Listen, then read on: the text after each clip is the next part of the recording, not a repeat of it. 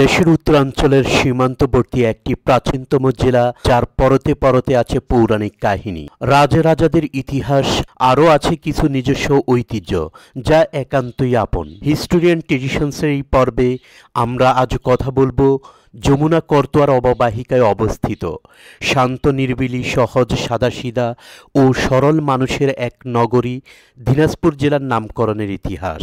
যেই জেলাটি সাহিত্য ও সংস্কৃতির ঐতিহ্যমণ্ডিত ইতিহাস অত্যন্ত প্রাচীন ও সমৃদ্ধ।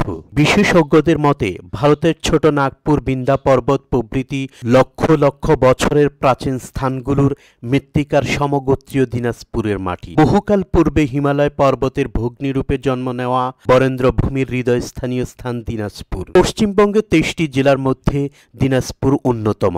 বর্তমানে অবশ্য দিনাজপুর দুই ভাগে বিভক্ত, উত্তর দিনাজপুর ও দক্ষিণ দিনাজপুর।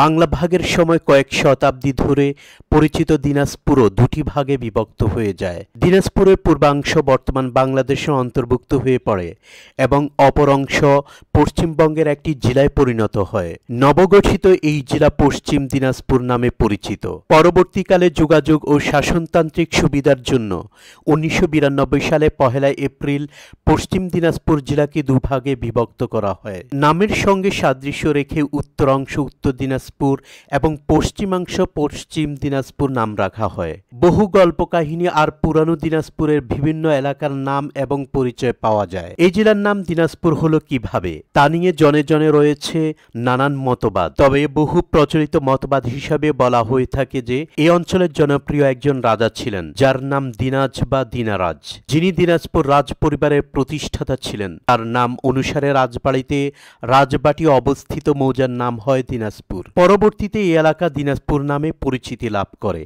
এরপর ব্রিটিশরা পলাশী যুদ্ধের 8 বছর পর 1765 খ্রিস্টাব্দে এই এলাকা জয় করেন। ফলে নবাবী শাসনের অবসানের সঙ্গে পতন হয় সাবেক রাজধানী ঘোড়াঘাটা নগরের এবং ব্রিটিশ শাসকরা ঘোড়াঘাটা সরকার বাতিল করে নতুন জেলা গঠন করেন। দিনাজ রাজার জনপ্রিয়তার কথা ভেবে তার সম্মানার্থে দিনাজপুর নামটি বহাল রাখেন। আবার অনেকে মনে করেন দিনাজপুর মূলত প্রাচীন রাজ্য পুণ্ড্রবর্ধনের অংশ ছিল এবং দিনাজপুর নামটি সংস্কৃত শব্দ দিনা, যার অর্থ দিন, এবং পুরা, যার অর্থ শহর, এ থেকে এসেছে বলে মনে করা হয়।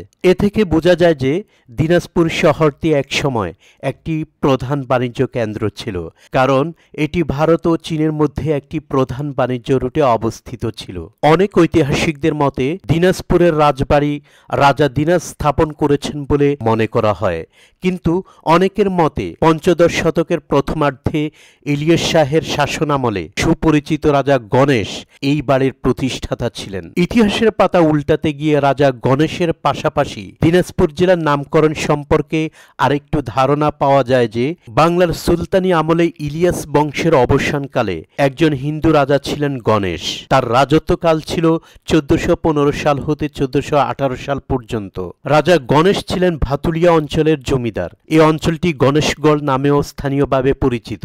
সুলতানি যুগের একমাত্র হিন্দু রাজা হওয়ায় তার যথেষ্ট প্রভাব ছিল সেই সময়। তিনি ধনুজমর্দন দেব উপাধি নেন এবং সিংহাসনে আরোহণ করে বেশ কয়েক বছর রাজত্ব করেছিলেন। ধনুজমর্দন দেব নামে বাংলা হরফে মুদ্রাও তিনি বের করেছিলেন বলে কথিত আছে। ঐতিহাসিকদের মতে এই দানুজ শব্দটি থেকে দিনাজপুর নামটির উৎপত্তি। এ প্রসঙ্গে আচার্য সুনীতি কুমার চট্টোপাধ্যায় বলেন, the district of Dinajpur, the name being given as Dinaj or Danuj in Persian Histonese probably preserves his name. প্রিয় দর্শক, দেশ, জাতি, ইতিহাস, ঐতিহ্য সম্পর্কে চমৎকার সব তথ্য জানতে আমাদের সঙ্গে থাকুন। মনে রাখবেন, যে ব্যক্তি ইতিহাস সম্পর্কে যত বেশি জানে সে ভবিষ্যতের জন্য তত বেশি প্রস্তুত। তো আজ আর নয়, কথা হবে অন্য কোনো ভিডিও নিয়ে।